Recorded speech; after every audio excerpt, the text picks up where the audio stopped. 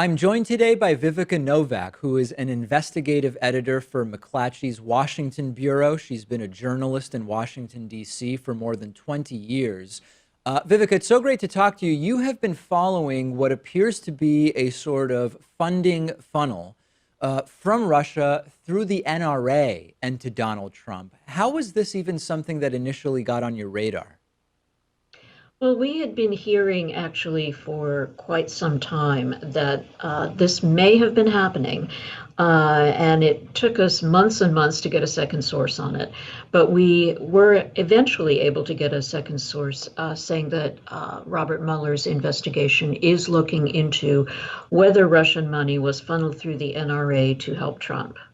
Is there anything that separates the legality or illegality of Russian money to Trump through the NRA versus all the other hypothetical avenues that have been explored or mentioned so far? Well, you're right. There are a number of avenues. One thing that is pretty clear is that it is illegal to use foreign money to influence a U.S. election.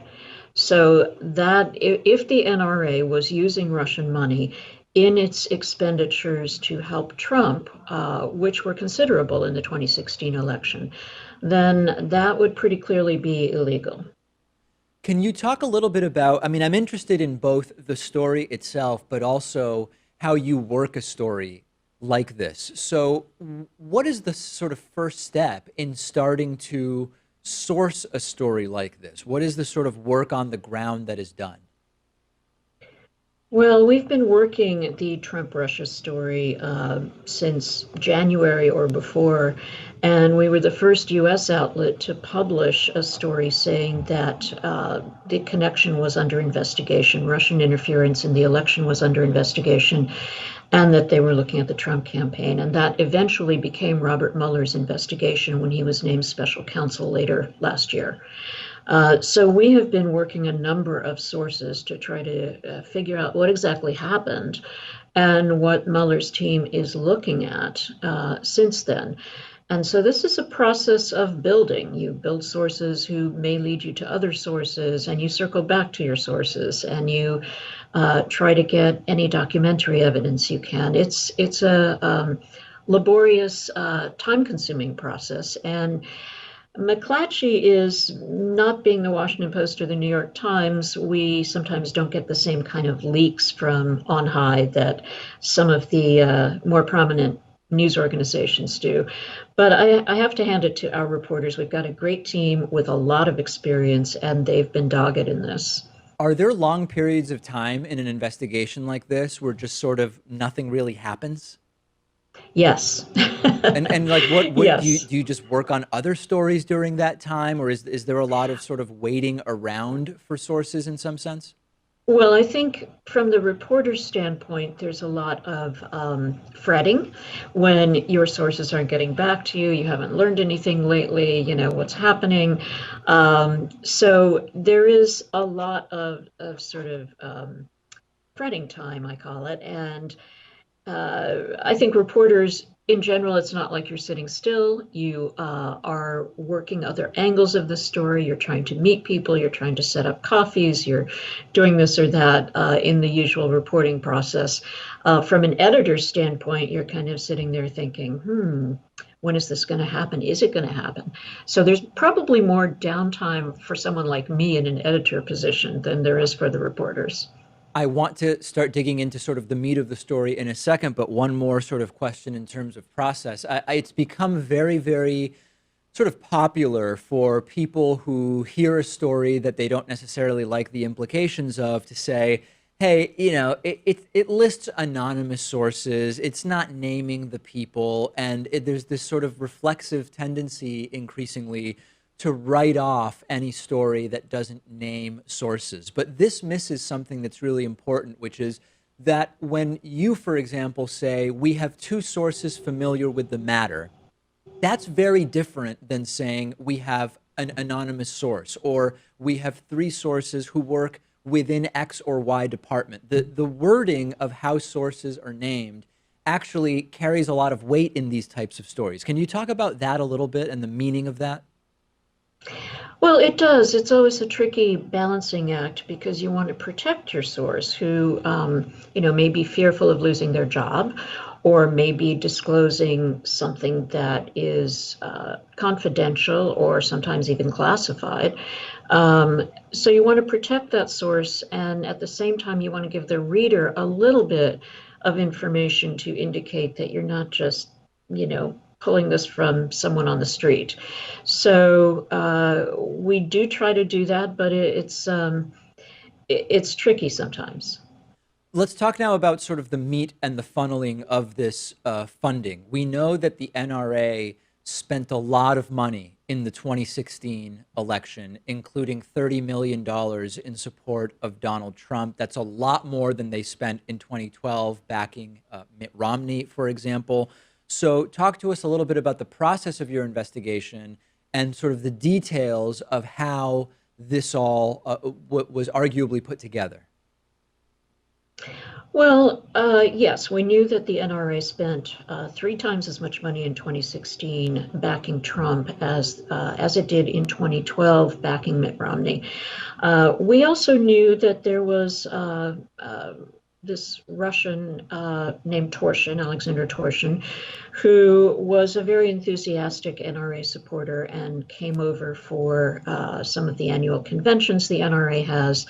And I mean, in the process of building the information, we learned that, Donald Trump Jr. had been to one of the NRA's conventions and had spoken with this Torshin fellow, that Torshin had hosted a big delegation of NRA officials over in Russia and had started up a sort of Russian offshoot, in a way, of the NRA called the Right to Bear Arms.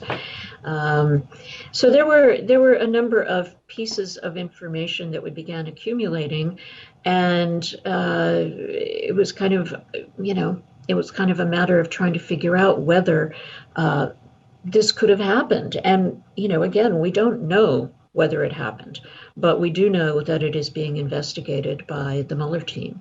People might hear us talking about this and they might say, not unreasonably, that it should be as simple as just looking at the list of the NRA's donors. But as your investigation turned up, it's not quite so simple, is it? Well, for one thing, you can't look at a list of the NRA's donors. The NRA does not make its members or donors public. Correct. And the group, the offshoot that it uses to spend money in the elections is a 501c4 nonprofit that doesn't have to disclose its donors.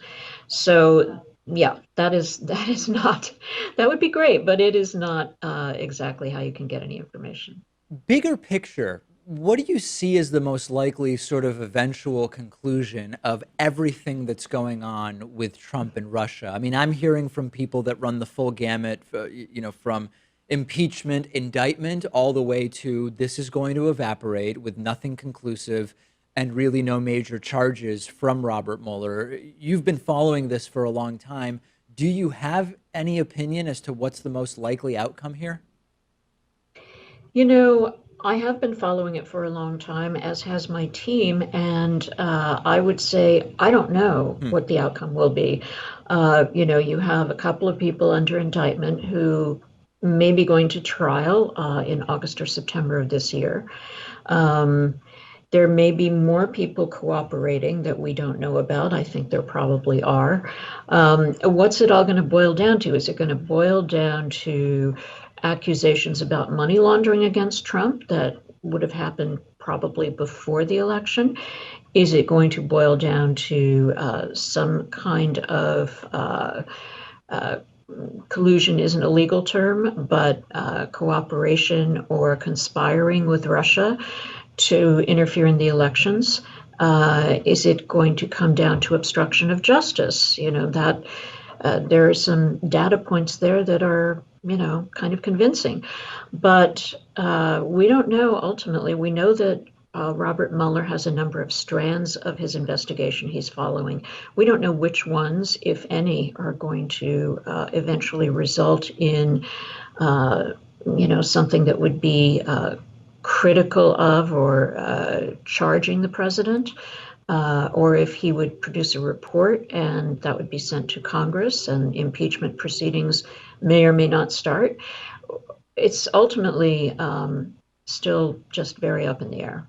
To sort of approach the question from a slightly different angle, at this point, would you be surprised if it fizzled basically from this point forward and nothing more really came of it? Would that be a surprising outcome to you? I'd be surprised if it fizzled and nothing more came of it. Yeah, I would be. But that doesn't necessarily mean that Donald Trump will be the subject of a very critical report. There could be something involving Jared Kushner, or there could be other people who will be either charged or the subject of a very critical report in the end. We've been speaking with Viveca Novak. She is an investigative editor for McClatchy's Washington Bureau, which has been doing some excellent, excellent work. Thank you so much for talking to us about this. Thank you. It's good to be with you.